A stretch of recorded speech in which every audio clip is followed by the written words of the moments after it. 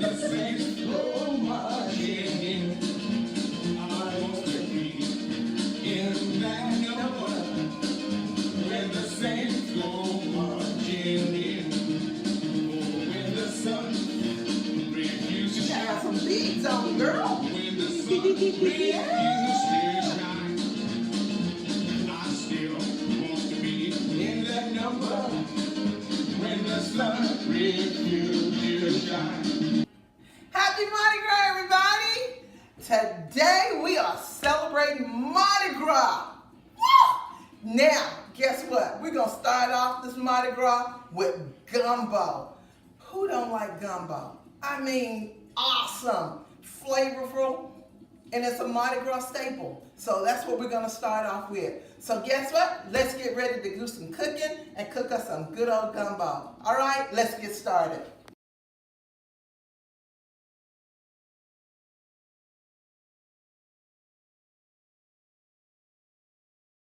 Hey everybody, so we are so excited because we're celebrating Mardi Gras. This is the beginning of Mardi Gras, and today we're doing gumbo. So the key to any good gumbo is your roux. So today we're gonna start with your roux. If you are in a hurry to do gumbo, don't do it. Just go buy you some. That's the best thing to do. Gumbo takes time, so I want you to take your time and enjoy it. Get yourself something to drink. Enjoy it while you're cooking. Have some friends over, make it a gumbo party. All right, that's what we're doing. So we got a pot heating here, and I have bacon drippings, bacon grease. Adds flavor to almost any dish. So I'm gonna put 3/4 cup of bacon grease in this. I know you're saying, oh my gosh, that's a lot of grease. Well, you know what? It is a lot of grease. But I have a whole cup of flour that I've had to brown up. And I want to make sure that this bacon grease also adds flavor. It's going to add the fat because we don't have any other fat going in here other than this. And so we're going to make this roux. We're going to brown it up. And we want it to be a dark color. We want it, so this is something that you got to continue stirring. That's why I said you cannot be in a hurry because you got to continue stirring this. Once you get this flour in here, you have to continue stirring. If you wonder what I'm doing, I'm getting all of the fat off of the spoon because the grease wasn't hot enough at that point in time. And so as it heats up, I'm getting the fat off the spoon because I want every little bit that I can get. And you want every little bit that you can get. Okay, so this is a cup of AP flour that I'm adding to the bacon grease. Now all we're gonna do is we're gonna continue to stir this and brown it. Now remember what I told you. When cooking a roux, you cannot leave it. This is cooking on like a medium high, so I can't leave it. If you leave it, you're gonna burn it and you're gonna burn your roux. Then you have to start all over again. So I'm gonna continue to stir this and brown it, and I'll be right back, okay? Hey everybody, welcome back. So the roux is coming along so well. Now remember I said this takes time. So this is gonna take me about a good 10 minutes or so.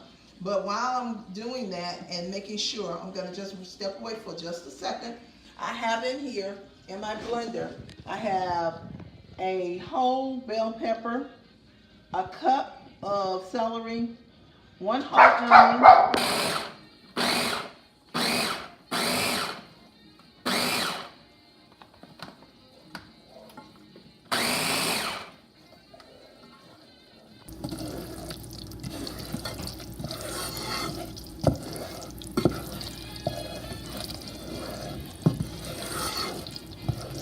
getting there. Mm-hmm. It's coming along. It's coming along.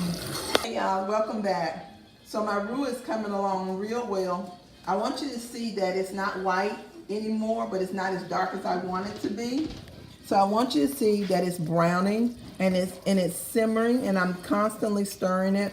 And I'm just gonna let it continue, but I want to tell you what's in my chopper, because once I remove this roux and put it in the big pot, I'm going to put in, I have chopped up a whole bell pepper, 1.25 cups of celery, 1 whole onion, about a medium to large size onion, and about 2 to 3 teaspoons of garlic are chopped up. I'm gonna chop this up, and once the roux is brown and we have it in the big pot, this is gonna go inside of it, and we're gonna cook that down and simmer it down with the roux. We're gonna get all those flavors to marry together, all right? Okay, we'll be back in a little bit. Hey everybody, look. This is a nice dark caramel brown roux, and this is kind of the color you want of your roux. Some people like it a little darker, but this is good for me. I've been cooking this for about 10 minutes now, and on this medium high heat, and it's smooth, it's silky, it's not burned at all. It has a great nutty flavor to it, nutty smell to it, and that's what you want when you're creating a roux. I'm going to transfer it to my Dutch oven so that I can put in all of the vegetables that I done mixed up. I done chopped them down real nice and smooth, because the meat is going to be the star along with this, and the okra, all of that. So I don't want big heavy pieces of vegetable in there. That's the reason I chopped mine down. So I'm going to put this over. I started warming this pot. It's not hot yet. I really want to get my roux in here.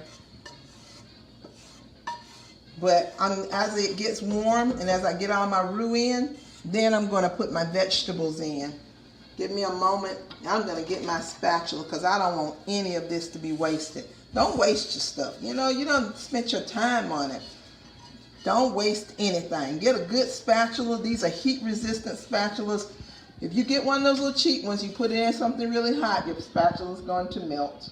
So get a good spatula that you can use that's heat resistant, can go up to 500-600 degrees. That's what you want. You just spend the money and get you a good spatula to use. Okay? Now that that's off the stove, we got our vegetables.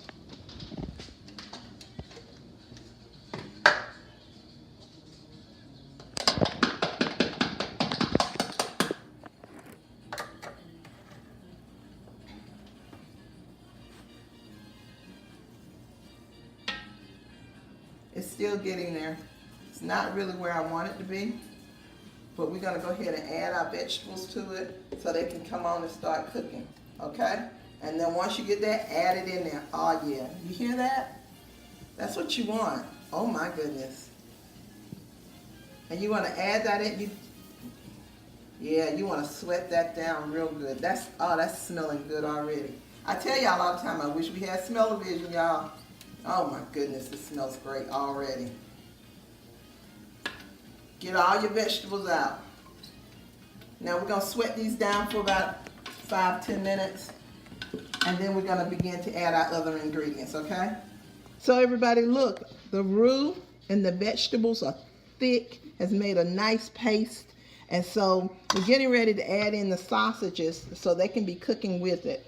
So don't worry about it being thick, because guess what? We're getting ready to put in 3 quarts of water along with some beef bouillon. So we mix the water and the bouillon together, and we're going to put it in the pot and let it heat. And then we're going to, as this sausage cooks a little bit, just stick it in the microwave. And unless you just want to turn on your stove, heat that water and that bouillon up in the microwave. And I'm telling you, that's what we're going to pour over this while this is cooking. We want it to brown a little bit. We want it to continue cooking the way it is, so don't be worried, okay? Now we are cooking. It's Mardi Gras. We're going to eat good in the neighborhood today. So we have 8 cups of water along with bouillon cubes, beef bouillon cubes. And we got this hot on the stove, and we're going to pour it over into our roux and sausage. After we do that, we want it to get real nice and soupy. And while we prepare, it's going to thicken up because this is a gumbo. It's supposed to be kind of soupy. It's not like it's a stewy kind of thing. So be careful and just pour it over in there. You want it hot. Do not pour cold mixture into a hot mixture. You're going to change the temperature severely. And you don't want to do that. You want to keep this cooking. So, you want to pour it all in there. Oh my goodness. This looks amazing. Y'all, come look. That's the sausage. Let me turn off the stove. There's the sausage. There's the vegetable. There's that roux. And that smells awesome. So give me a second. We're going to get back with you because we're going to put some more ingredients in here. We finna get it done. Hey y'all, we're back. So we're getting ready to add into this gumbo. Now, as you know from the beginning, we made a very good roux. Then we added in our chopped vegetables that we put in the blender and cut them up real good. And then we added in sausage. So now we're going to add in a tablespoon of sugar, 4 bay leaves. We're going to add in a teaspoon of thyme. We're going to add in some hot sauce. I'm just going to get it, maybe, I think it's a couple of good shakes of hot sauce. Not too much, because we got my Cajun seasoning coming. I make my own Cajun seasoning. If you don't want to make yours, that's fine. You can just go buy it. But if you want my recipe for my Cajun seasoning, just hit me up and I'll be more than happy to give it to you. You make it, put it in a glass jar. You gotta shake it up because I don't have anything in there to keep it from clumping. So I don't make a lot. I make it as I need it. So I'm gonna add in a good teaspoon of my Cajun seasoning. Gonna add in 1 can of stewed tomatoes.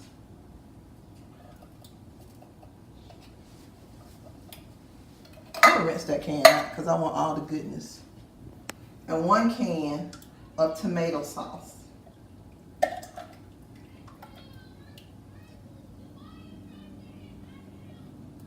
So, as I told you before, I like making sure I get all my stuff. I want everything. Don't leave nothing.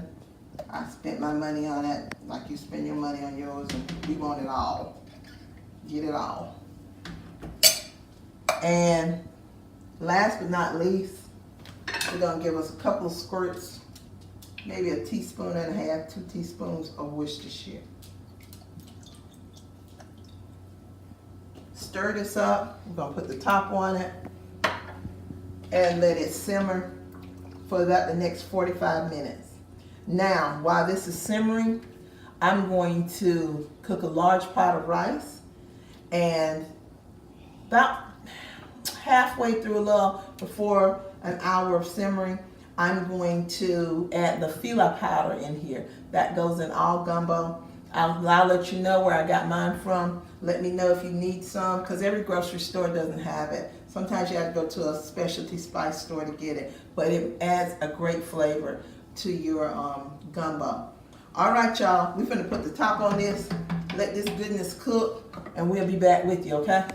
Hey, y'all. So our gumbo is still cooking, but right now I've got some okra cooking in the pan. Not a whole lot because everybody don't like okra, but I'm adding some white vinegar to it. I'm cooking it with that. Try to reduce some of that sliminess of the okra. So I'm going to cook this for about 15 minutes. Yeah, about 15 minutes, maybe not even that long. And then I'm going to put it into the gumbo. All right? Okay, we're gonna put it all together. I'm gonna show you what's gonna come out. Hey y'all, so I got my okra cooking and we're getting ready to put it into our gumbo. I got my fila powder right here. That's a staple in all good gumbo. I got 2 teaspoons of fila powder here, and we're getting ready to make some things happen. I have a good Dutch oven. You know, invest in one. They hold your heat. They're good cooking instruments. I mean, you can't beat a good Dutch oven. Back in the day, we just had those cast iron skillets. Now they done covered the cast iron all nice and pretty. I mean, really, you can't beat that. It's good even heat, and that's what you want when you're cooking gumbo and all your different stews. So now we're gonna add our okra. I don't want the grease, so I'm using a slotted spoon to get that and put it in. And after we do that, we're gonna reach into the fridge and get the chicken. That we have chicken going into our gumbo, and we have shrimp going into our gumbo, along with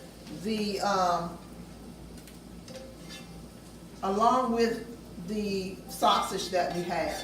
So, and we're gonna let this continue to simmer, and we're gonna taste it for salt. Always salt and pepper to taste, because what you like, somebody else might not like.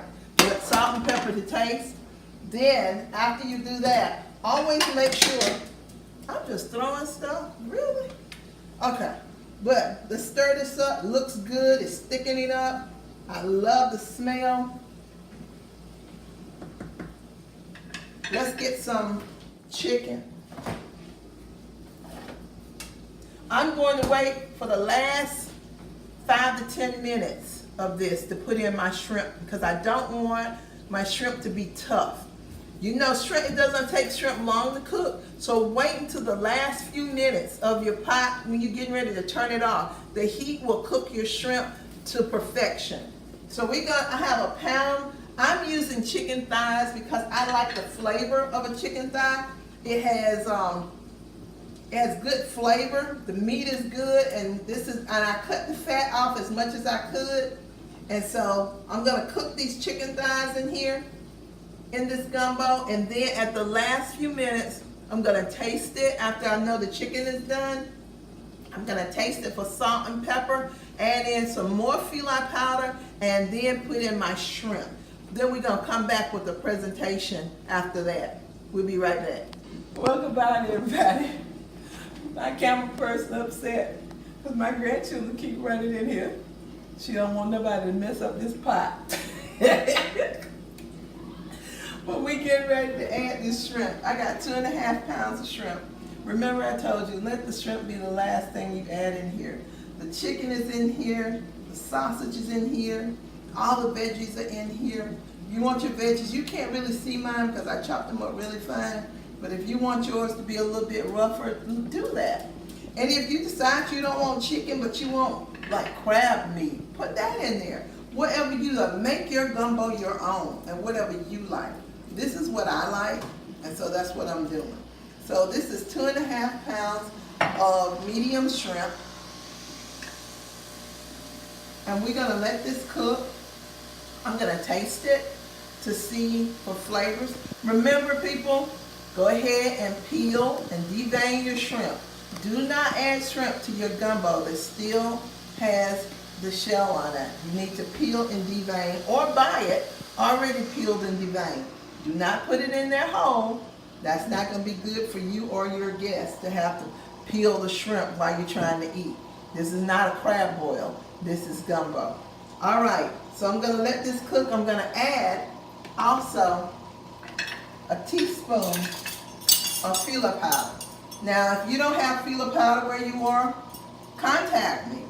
And we'll try to hook you up and get you some filet powder. And if you got a spice market near you, that you can get some. And you know, the other thing I want to tell you is, someone told me about it costs so much money for spices. So what I do is I buy spices according to what I need.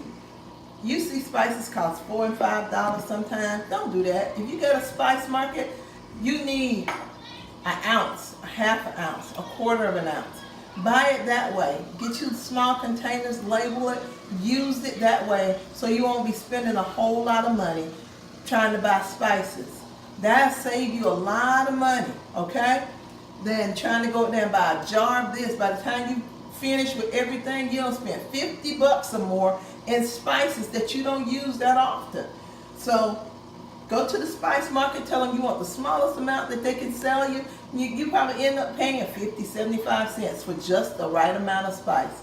All right, so we're gonna let this simmer It's nice and golden. And we're gonna dish it up, show you how we're gonna serve it up. We got guests tonight, y'all. We're gonna have a good time. See you. Back y'all to the traveling pot. And our gumbo is done. Our guests are here and we are so excited. Look, y'all need to come on in. Come on in and see this. We got sausage and chicken and shrimp and all those good vegetables and okra with that nice roux that we made. Man, I wish you had smell-o-vision because you would enjoy this meal. I got some good crusty bread, a pot of rice. If you could eat this meal with me, I would so enjoy it. You can't get no better than this. A pot of gumbo, something good to drink, good friends. Man, this is what you call eating good food in the neighborhood. I hope that you like it. Remember to like, share, and subscribe, and I'll see you the next time. Happy Mardi Gras, everybody.